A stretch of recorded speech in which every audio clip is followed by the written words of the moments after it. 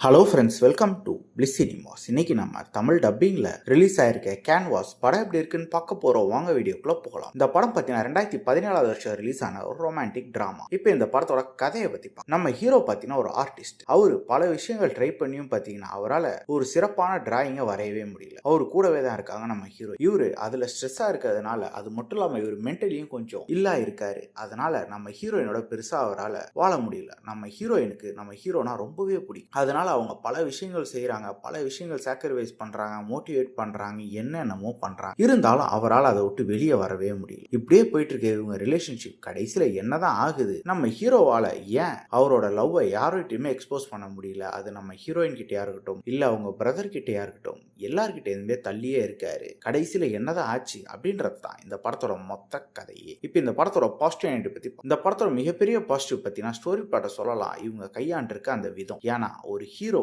அவர் இந்த மாதிரி ஒரு சிக்ல இருக்காரு, அதாவது இல்னஸ்ல இருக்காரு, அவரால் ஒரு லவ்வை எக்ஸ்பிரஸ் பண்ண முடியல, அது கடைசியில் எங்க கொண்டு போய் விடுது அப்படின்ற மாதிரி போர்ஷன்லாம் ரொம்ப நீட்டாவே காமிச்சிருக்காங்க. அவர் கேரக்டர் ரொம்ப நீட்டாவே எழுதியிருக்காங்க. அதே மாதிரி ஹீரோயின் கேரக்டர் ரொம்ப நீட்டாவே எழுதியிருக்காங்க. ரொம்ப சூப்பரான ஒரு கேரக்டரையும் சொல்லலாம். பெர்ஃபார்மன்ஸ்ல ரெண்டு பேருமே சூப்பரான ஒரு பெர்ஃபார்மன்ஸ் கொடுத்திருக்காங்க. குறிப்பா ஹீரோயின் தான் பிச்சு உதறி இருக்காங்க. படத்துல இவங்க காட்டியிருக்க லவ் போர்ஷன்ஸ் எல்லாமே நல்லாவே இருக்கு. படத்துல நியூடிட்டி சீன்ஸும் அதே மாதிரி அடல் கண்டென்ட் சீன்ஸும் இருக்கு. ஸோ ஃபேமிலியோட ட்ரை பண்ணிடாது. இந்த படம் டெக்னிக்கலி நல்லாவே இருக்குன்னு சொல்லலாம். சினிமோட்டோகிராஃபி, சவுண்ட் எஃபெக்ட்ஸ், பிஜிஎம் எல்லாமே நல்லாவே பண்ணி கொடுத்துருக்காங்க. ஸ்க்ரீன் பிளேஸ் பார்த்தீங்கன்னா பெருசாக இன்ட்ரெஸ்டிங்காக எதுவுமே கிடையாது. ரொம்ப லேக் அடிக்குது, ரொம்ப ஸ்லோவாக போகுது படம். அது மட்டும் இல்லாமல் கிட்டத்தட்ட 2 மணி நேரம் போகுது. இதெல்லாம் பயங்கரமாக கட் ஷாட் பண்ணி எடுத்துருக்க வேண்டிய படம். மொத்தத்தில் பார்த்தீங்கன்னா இது ஒரு பிளேயராஜான படம் தான். வேணும்னா ட்ரை பண்ணி பாருங்க. இன்னொரு வீடியோவில் சந்திக்கலாம். தேங்க்யூ.